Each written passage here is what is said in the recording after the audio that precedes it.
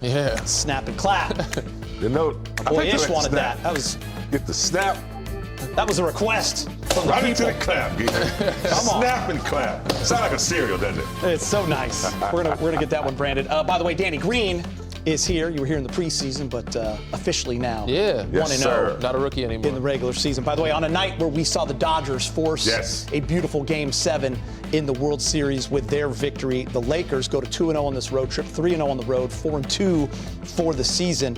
They had a great second half. 1-0 in cup games. 1-0 in cup games. Thank you, Danny Green. Yeah. The second half, they completely turned around. They were plus 19. The defense tightened up. The three ball started to fall, a season high 13.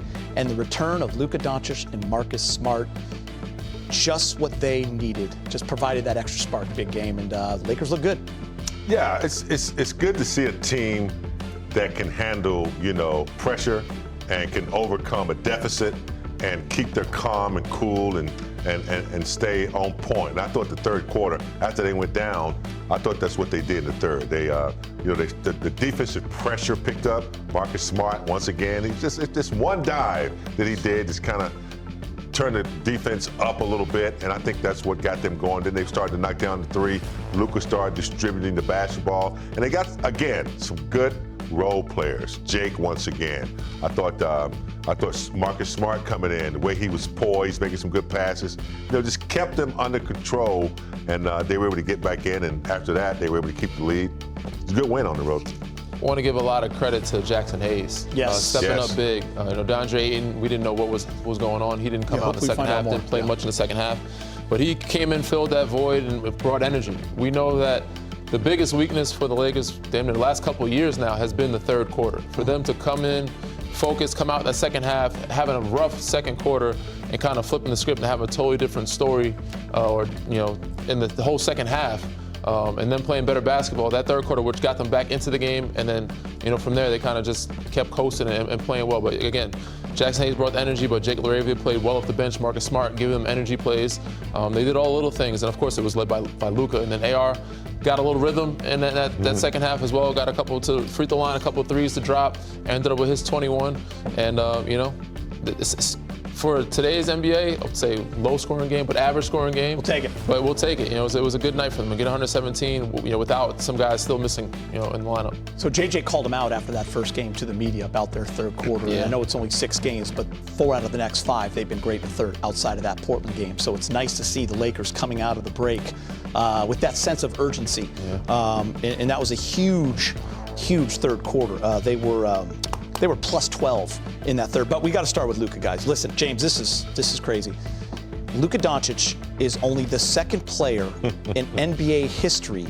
The other one was Wilt Chamberlain to start his season first 3 games with 40-plus points. He went for 45, and like Danny said, it was kind of with ease, getting to his spots, scoring when he wanted to. He also had a season-high 12 rebounds and 6 assists. Yeah, to be mentioned with Wilt, and some of those numbers is amazing. But Luka just does it in style. He does it very easily. To me, he never gets to third or fourth gear. He's always in second gear. But Geeter, his action and his footwork and his ability, the way he handles the ball, his being a major threat, his being unpredictable. You don't know what he's going to do. You don't know what he's going to pull up for that 40-foot three, or whether he's going to get inside of you and cause a foul or make a lob pass. You just don't know how to guard him because he's just had so much in his toolbox. And when he realizes that, offensive players, they can sense when a defensive player really doesn't have a clue. And I think he's so good at taking advantage of that. He's such a smart, intelligent player. I want to also give some credit to Rui. Rui, even though he didn't get a lot of attempts, he was hustling and rebounding. He got on the board, and it was a big turning point. We knocked down that 1-3. That kind of put them up 10. We just needed one. And, he didn't take many shots, but he was 2 for 4 for 3. I think he's shooting a pretty high clip from 3 so far to start the season. If he can continue to do that, would love to see him more aggressive, but he made the winning plays down the stretch that we needed him to do, and it was huge. It's funny, Dana, I asked you in the pregame show, going back to Luka real quick, that, what do you expect? Minutes restriction? Is he going to be a little less maybe attack? Is he going to let the other guys? Listen, he came out a little bit facilitator and then said, okay, I'm going to start cooking.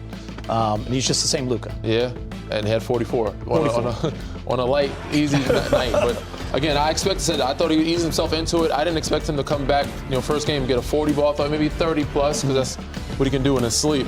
But 44 is that he's averaging 45 for the season, damn near already, with 3 games to go. But he was just with everything they needed him to be. He came out, facilitated a little bit, then he's like, all right, we're not making enough shots. I need to be aggressive. I need to get to the free throw line. And then second half, they really picked it up and got in the right path, right direction, offensively and defensively. So I'm glad you mentioned Jackson Hayes, because for most of the game he was plus 20. He ended up at plus 15 because of those last 5 points that they scored, but he was phenomenal in the absence of DeAndre Ayton. Hopefully we'll find out more there. Jake LaRavia as well, the 13 points, the 5 rebounds, the confidence, just on 8 shots as well. He had 2 steals in that first half that I thought were crucial. But big game, I want to talk about Marcus Smart. We have mentioned his impact a lot in the preseason, what we were hoping to see from him, because he had to ramp up and we didn't see him much. We saw him that one game against Sacramento. It was on a Friday night, the last preseason game, and you're like, that's the guy we want. Okay, follow that up. First couple of games, he was great. And then he had a few games where he missed, but now he's back and immediately into that starting lineup. He's a plus 12, just getting it done, James. 12 points, 5 of 8, 1 for 4 from 3. He had the 4 assists, 3 rebounds, a couple steals. He just does it all. Yeah, the full plate. Yes. You just can't teach experience. And I don't like to make too many comparisons. When you think of, he just understands how to play the game and he never panics. So when he's on the floor, you feel that calmness. If you're a teammate of his, he keeps you calm. But his tenacity, his effort, his defensive prowess that he loves, and he can score. He went to the cup a couple times, little floaters when we needed a bucket. Just a treat to have him. We've had one other player from the Celtics that I welcomed. It was a Tar Heel, though. Rick Fox. Rick Fox. Took you a while. Yeah, and Rondo was good. When they come over and they behave, we like them. Yeah. I mean, even the play where he had an open 3 at the top of the key in the first half, and he sees DeAndre Ayton with a mismatch on the seal, just dumped it right into him. Danny, I'm sure you played with those types of guys that they understand scenarios, situations. They bring that dog, that tenacity, and they're just winners. And that was one thing he brought to the Celtics. And he was trying to get Jaylen Brown and Jason Tatum, taking those young guys under his wing when he was there, and get him to understand that. But he's just one of those guys. You talk about his tenacity. He's always been a stat sheet stuffer to me. A risk taker, but he's matured in his tenure. So, usually you would get more bad plays, but he's getting a lot more. Not saying more bad plays than good. He'd always give you more good than bad. But tonight he's giving you way more good plays, way more high IQ, less risk-taking plays where he feeds DeAndre and feed the big man. But yes, he's always been a guy that he's going to give you some rebounds. He might get a foul, 2 offensive foul. He might get a illegal screen or a flagrant, but he's going to give you way more good than bad, and he's going to do it in Marcus Smart fashion. By the way, on a night where he didn't have to take it off because he played 36 minutes, but he allowed everyone else to do something, Austin Reeves, and he had a poor shooting unit, he still ends up with 21. Yeah. Just 21 in his sleep now. Time to hear from Coach J.J. Redick, brought to you by your Toyota dealers.